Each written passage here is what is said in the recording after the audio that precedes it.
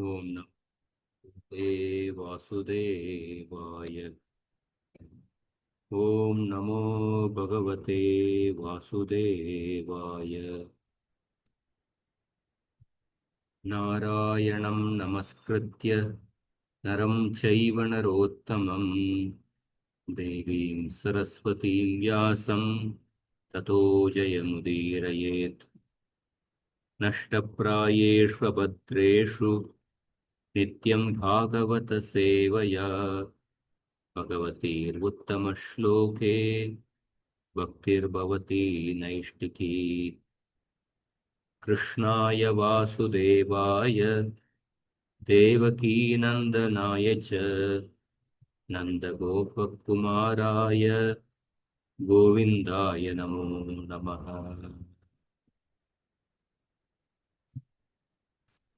ॐ ज्ञानतिमिरन्दस्य ज्ञानाञ्जनशलाकया चक्षुरोन्मिलितं येन तस्मै श्रीगुरवे नमः। श्रीचैतन्यमनोभीष्टं स्थापितं येन भूतले स्वयं रूप कदा मह्यं ददाति स्वपदान्तिकं। वन्देऽहं श्रीगुरो श्रीयुतापदकमलं श्रीगुरून् वैष्णवांश्च श्रीरूपं साग्रजातां सहगणा रघुनाथान्वितं तां सजीवं साद्वैतं सावधूतं परिजनासहितं कृष्णचैतन्यदेवं श्रीराधा कृष्णपदान् सहगणा ललिता श्रीविशाखान्वितांश्च। हे कृष्ण करुणा सिंधु दीनबंधो जगत्पते गोपेश गोपिका कांत राधा कांत नमोस्तुते। तप्त कांचन गौरांगी राधे वृंदावनेश्वरी वृषभानुसुते देवी प्रणमामि हरिप्रिये। वाञ्छाकल्पतरुभ्यश्च कृपा सिन्धुभ्य एव च पतितानां पावनेभ्यो वैष्णवेभ्यो नमो नमः। जय श्री कृष्ण चैतन्य प्रभु नित्यानंद श्री अद्वैत गदाधार श्रीवासादि गौर भक्तवृंद।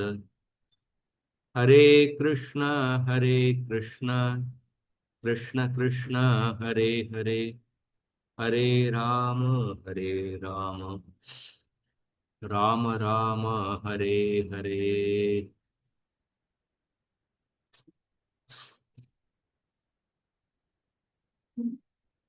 हरे कृष्ण। सो आज से हम छंद वर्ग प्रारंभ करेंगे।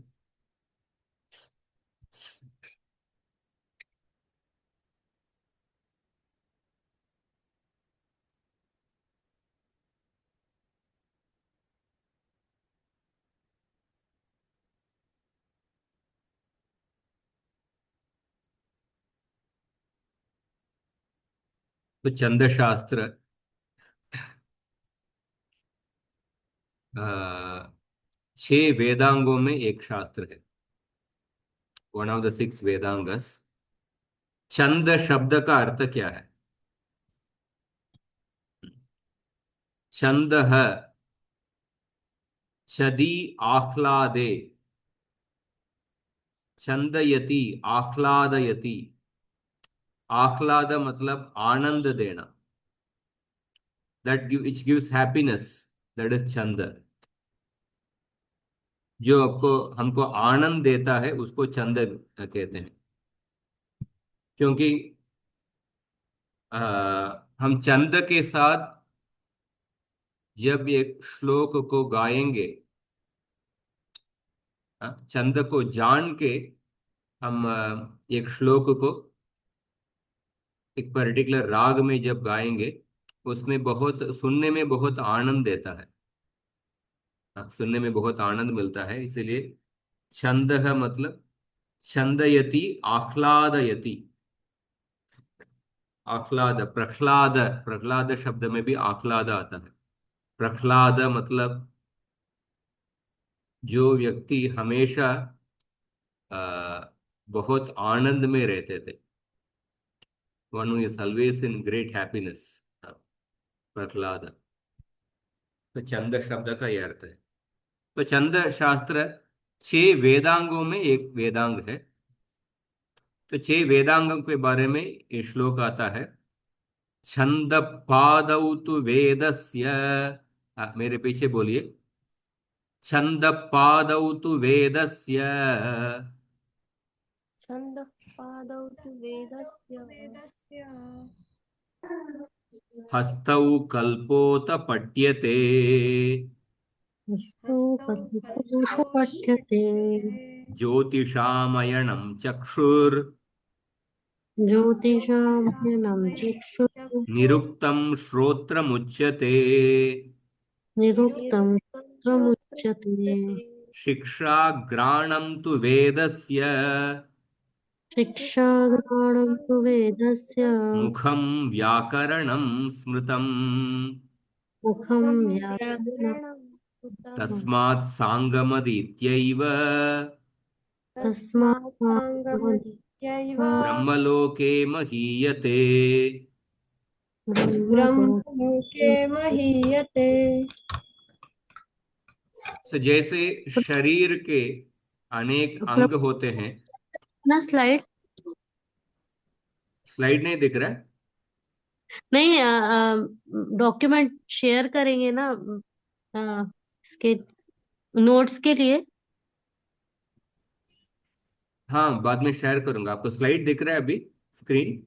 हाँ अभी दिख रहा है, अभी दिख रहा है। हाँ, हाँ। छंद जैसे शरीर के अंग शरीर को सेवा करता है, उसी तरह वेद पुरुष को, वेद पुरुष की सेवा के लिए ये वेदांग होते हैं। मतलब वेदों को समझने के पहले हमको, एक व्यक्ति को पहले वेदांगों का अध्ययन करना पड़ता है। तो 6 वेदांग है। छंद शास्त्र वेद पुरुष के पाद के समान है, और कल्प शास्त्र वेद शास्त्र के, वेद पुरुष के हाथ के समान है। वेदस्य हस्तौ, हस्तौ कल्पोत पठ्यते। ज्योतिषाम अयनम चक्षुर, ज्योतिष शास्त्र वेद पुरुष के चक्षु, चक्षु के समान है, चक्षुरेंद्रिय के समान। निरुक्त शास्त्र वेद पुरुष के श्रवणेन्द्रिय, श्रोत्र है, हाँ, श्रवणेन्द्रिय के समान है। शिक्षा शास्त्र वेद पुरुष के घ्राणेन्द्रिय के समान है, और व्याकरण शास्त्र वेद पुरुष के मुख है। तस्मात् सांगमदित्यैव ब्रह्मलोके महीयते। जो व्यक्ति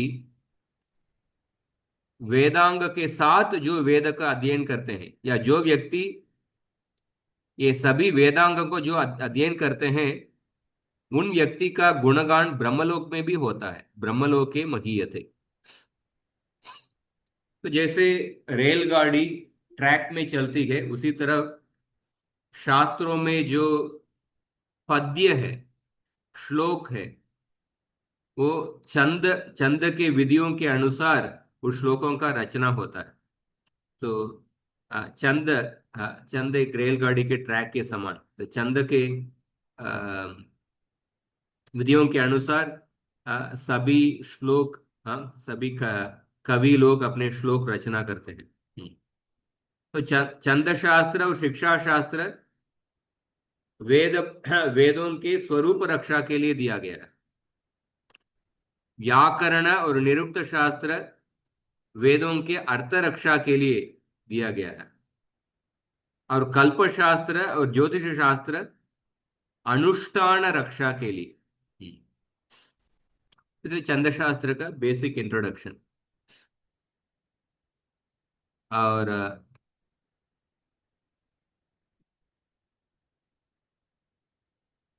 प्रभुपाद का एक कोट देखते हैं, श्रील प्रभुपाद का कोट। इसको कोई पढ़ेंगे, प्रभुपाद का?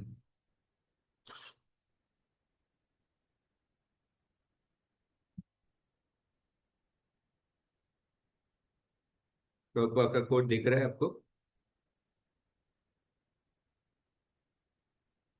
हरे कृष्ण। जी प्रभु जी, दिख रहा है, दिख रहा है। दिख रहा है हाँ ना? प्रभु जी। जी। हाँ, पढ़िए हाँ। पढ़िए। हाँ। हाँ, कोई पढ़िए इस कोट को।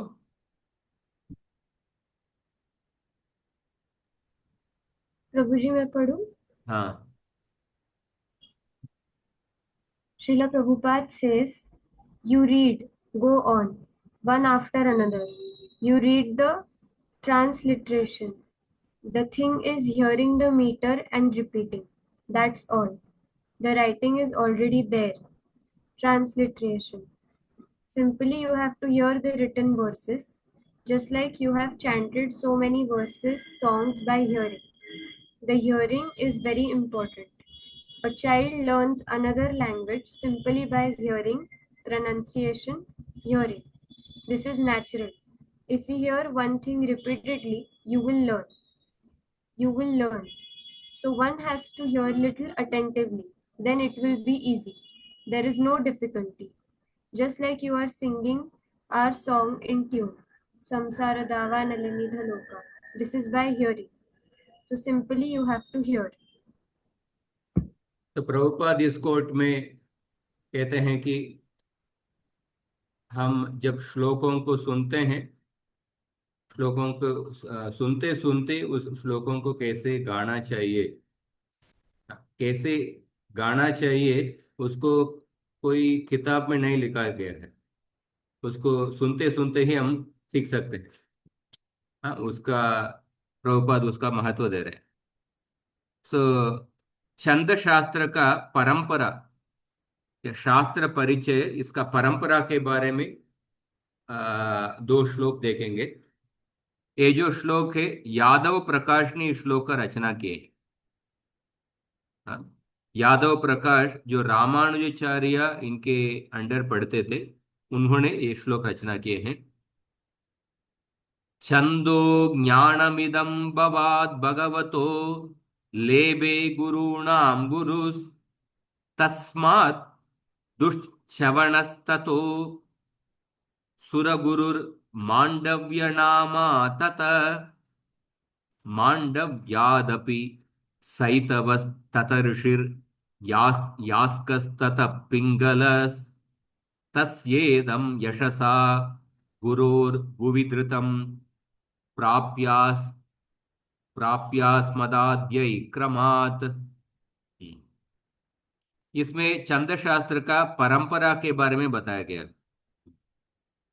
तो छंदो ज्ञानमिदं भवात् भगवतो लेबे, मतलब छंद शास्त्र भगवान शिव जी से उत्पन्न हुआ है। इसके अनुसार शंकर ने भवाद भगवतो लेबे, भगवता शब्द ये शिव जी को कहता है। शंकर से गुरु नाम गुरु, गुरु नाम गुरु ये शब्द बृहस्पति को कहता है।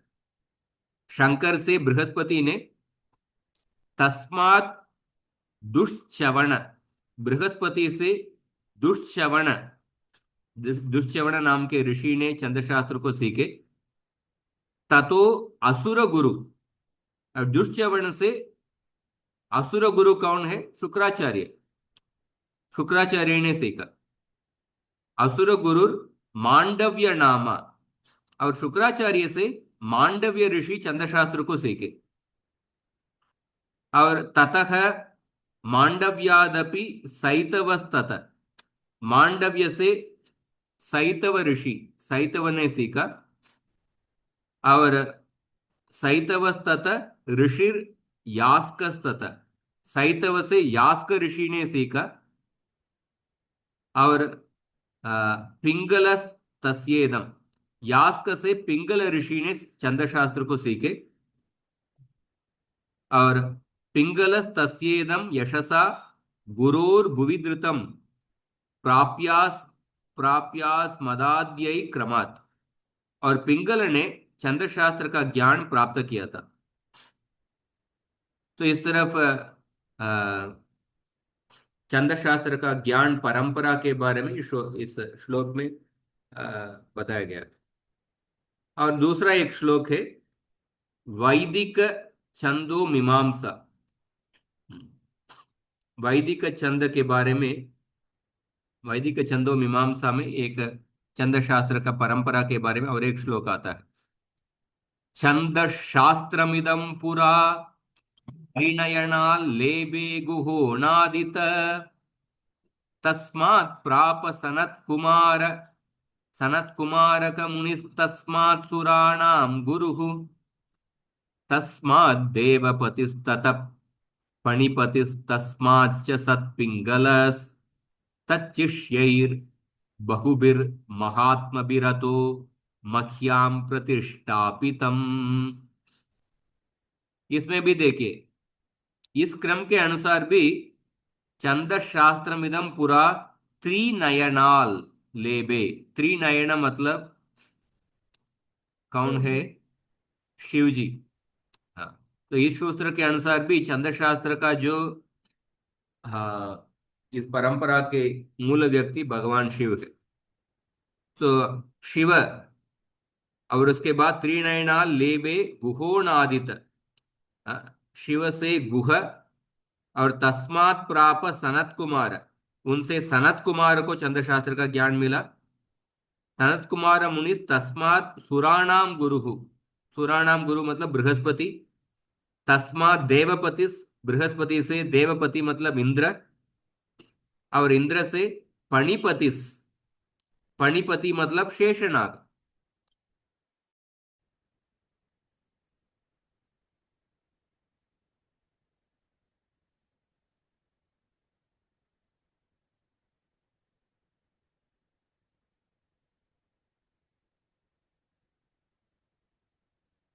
अचानक बंद हो गया।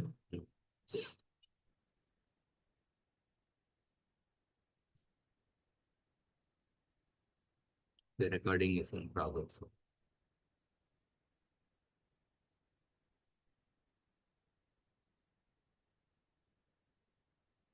पणिपति से शेषनाग, और शेषनाग के बाद तस्माच्च सत पिंगला, पिंगलाचार्य। हाँ, पिंगल चंद्र शास्त्र के परंपरागत आचार्य रहे हैं। तो दिस इज अनदर परंपरा। पर पिंगलाचार्य ने चंद्र शास्त्र को इस भूमि ने उन्होंने, मतलब धरती में उन्होंने चंद्र शास्त्र को, चंद्र शास्त्र को लेके उन्होंने स्प्रेड किए हैं, विस्तार किए हैं। पिंगलाचार्य और उनके शिष्य। हाँ, तच्शिष्यैर बहुबिर महात्मभिरतो मह्याम प्रतिष्ठापितम। इस तरफ इन दोनों ही क्रमों में आदि प्रवर्तक के रूप में देखा जाए तो शिव जी का ही प्रतिष्ठापित सिद्ध सिद्ध होते हैं। शिव जी से परंपरा से पिंगलाचार्य को चंद्र शास्त्र का ज्ञान मिला है। और शास्त्र परिचय में देखेंगे तो अनेक मुनियों ने चंद्र शास्त्र के ग्रंथ लिखे हैं। कालिदास, कालिदास श्रुतबोध नाम का ग्रंथ लिखे हैं। तो कालिदास के बारे में हरि एक, बोल। हाँ,